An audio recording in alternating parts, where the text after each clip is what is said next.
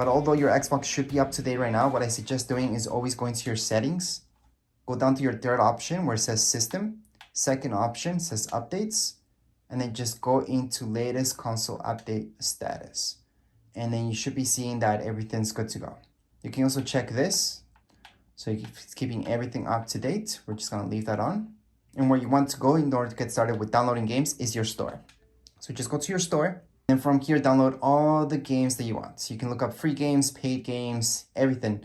What I suggest doing is going to your games, then from here, just going to top free if you wanna look for those free games, and just keep downloading them. Some you may see that you need Game Pass, others you will see that you don't. Now the ones that you own will say own right there because you have your account. If you're brand new to this, you will not see own on anything. But anyways, as far as this goes, we are all done. If you guys have any questions, comments, you guys can write down here in comments area. Don't forget subscribe and rate. Thank you.